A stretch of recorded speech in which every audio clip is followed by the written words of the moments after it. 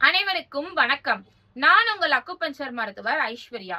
இன்னைக்கு நம்ம வீடியோல எதை பத்தி பார்க்க போறோம் அப்படின்னா, விட்டமின் டி டெபிஷியன்சினால பாதிக்கப்படுறவங்க எந்த மாதிரியான உணவு முறைகளை ஃபாலோ பண்ணணும், எந்த மாதிரியான அக்குபஞ்சர் புள்ளியை தொடர்ச்சியா பயன்படுத்திட்டு வந்தா இந்த விட்டமின் டி டெபிஷியன்சி சரியாகுதுன்றதான் இந்த வீடியோல பார்க்க போறோம். இந்த விட்டமின் டி அப்படின்னு எடுத்துக்கிட்டோம் அப்படின்னா அதை பத்தின விரிவான விளக்கத்தை போன வீடியோல நம்ம பார்த்தோம். அதுக்குரிய லிங்க் கீழே கொடுக்குறேன். அந்த வீடியோ பார்க்கலன்னா இந்த வீடியோ பார்த்துட்டு இந்த வீடியோ பாருங்க, உங்களுக்கு யூஸ்ஃபுல்லா இருக்கும். இந்த விட்டமின் D2 2 டைப்ஸா இருக்கு, 2 வகைகளா இருக்கு. இதுல முதல் வகைன்னு பார்த்தோம்னா விட்டமின் D2.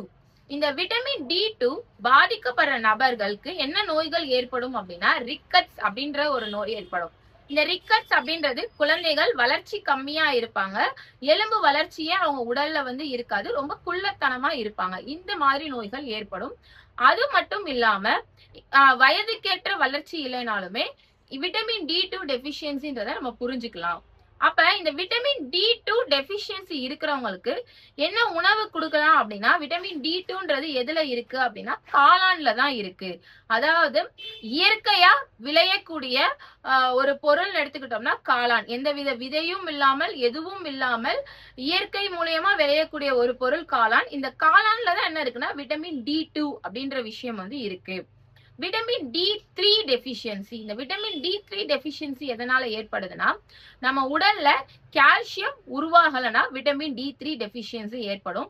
அப்படி இந்த விட்டமின் D3 டெபிஷியன்சி இருக்கிறவங்க என்ன நோய்களுக்கு ஆளாவாங்கன்னு பாத்தீங்கன்னா, எலும்புகள்ல ஃபுல்லாவே வலி, எலும்பு இடுக்குகள்ல வலி, கை கால் மூட்டு, கணுக்கால் மூட்டு, பல் ஈறுகள், இந்த மாதிரி எலும்புகள்ல ஏற்படக்கூடிய வலி. இவங்களுக்கு விட்டமின் D3 குறைவா இருக்கு, கால்சியம் உடல்ல இல்லைன்னு அர்த்தம். அதாவது விட்டமின் D2 இருக்கிறவங்களுக்கு கால்சியம் இருக்கும், ஆனா அந்த கால்சியம் ஒரே இடத்துல சேமிச்சு அந்த எலும்பு கடினமாகி அவங்களுக்கு வளர்ச்சி இல்லாம இருக்கும். இந்த விட்டமின் D3 இருக்கிறவங்களுக்கு இருக்கிற கால்சியமே என்ன ஆகும்னா உடலை விட்டு வெளியேறிக்கிட்டே இருக்கும், பல வகையில வெளியேறிக்கிட்டே இருக்கும். அப்படி விட்டமின் D3 டெபிஷியன்சி இருக்கிறவங்க என்ன உணவு முறையை எடுத்துக்கலாம்னு பாத்தீங்கன்னா, முட்டை எடுத்துக்கலாம், ஆட்டுக்கறி இல்லைன்னா பீஃப் இல்லைன்னா சிக்கன், இதுல இருக்கக்கூடிய லிவரை சாப்பிடலாம். அதாவது ஈரல்னு சொல்லுவாங்க, சாஃப்ட் ஈரல்னு சொல்லுவாங்க. இந்த சாஃப்ட் ஈரல் எடுத்துக்கலாம். அது மட்டும் இல்லாம ஆரஞ்சு ஜூஸ் எடுத்துக்கலாம். இன்னும் இந்த விட்டமின் D3 நம்மளுக்கு எதுல இருந்து கிடைக்குதுன்னு பாத்தீங்கன்னா சூரிய ஒளியில இருந்து தான் கிடைக்குது. அப்ப vitamin D deficiency vitamin D3 deficiency குறைபாடா இருக்கிறவங்க தினந்தோறும், நான் போன வீடியோல சொன்னேன், காலை சூரியன் உதயத்திற்கு முன்னும் மாலை சூரியன் அஸ்தமான போதும் வரக்கூடிய வெயில்ல இவங்க இருந்து இவங்க 2 முத்திரையை செய்யலாம். முதல் முத்திரைன்னு பாத்தீங்கன்னா பிருத்திவி முத்திரை. இந்த பிருத்திவி முத்திரை. இரண்டாவது முத்திரைன்னு பாத்தீங்கன்னா சூரிய முத்திரை.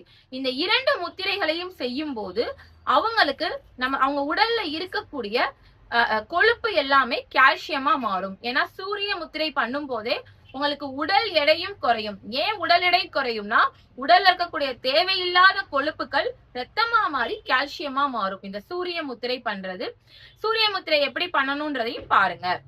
அது மட்டும் இல்லாம இந்த விட்டமின் D3 டெபிஷியன்சி இருக்கிறவங்க மெனோபாஸ் பீரியட்ஸ் டைம் ரொம்ப அவங்க பாதிப்பு உள்ளாராங்க. ஒரு 40 வயசுக்கு மேல இருக்க பெண்கள் இந்த மெனோபாஸ் பீரியட்ல எனக்கு கை வலிக்குது, கால் வலிக்குது, கை கால்ல நடுக்கம் ஏற்படுது, எனக்கு திடீர்னு படபடப்பா வருது, என்னால ஒரு ஸ்டெப்பு கூட நடக்க முடியல. இந்த பாதிப்புகள் எல்லாமே உடல்ல கால்சியம் குறையறனாலதான் வருது, விட்டமின் D3 டெபிஷியன்சினாலதான் வருது. அப்படி உங்களுக்கு இந்த பாதிப்பு இருந்துச்சுன்னா நீங்க பிருத்திவி முத்திரையும் சூரிய முத்திரையும் பண்ணலாம். அது மட்டும் இல்லாம உங்களுக்கான ஒரு எளிமையான அக்குபஞ்சர் புள்ளி இருக்கு.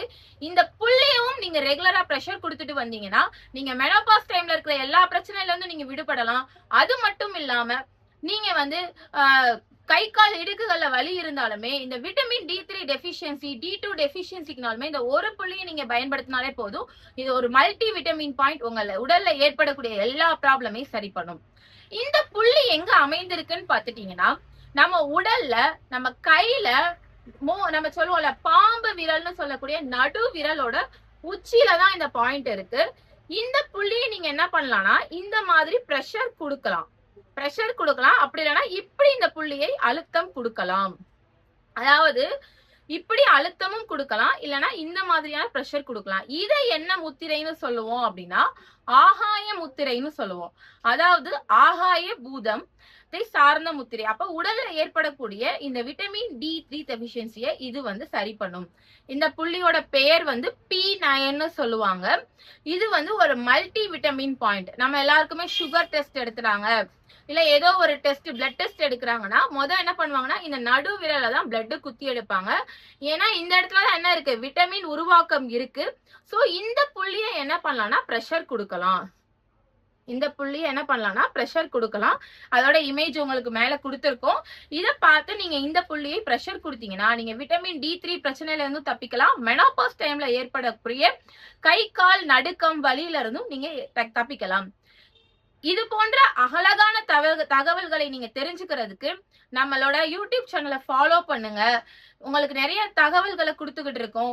அதே மாதிரி உங்களுக்கு என்னென்ன மாதிரியான விஷயங்கள் சம்மந்தப்பட்டு உங்களுக்கு வீடியோ வேணுமோன்றதையோ நீங்க கமெண்ட் செக்ஷன்ல போடுங்க. அதுக்கு உங்களுக்கு நான் ஆன்சர் பண்றேன். நம்ம வீடியோவும் அது மாதிரி பண்ணலாம். மீண்டும் ஒரு அற்புதமான அழகான வீடியோல உங்களை சந்திக்கிறேன். நன்றி, வணக்கம்.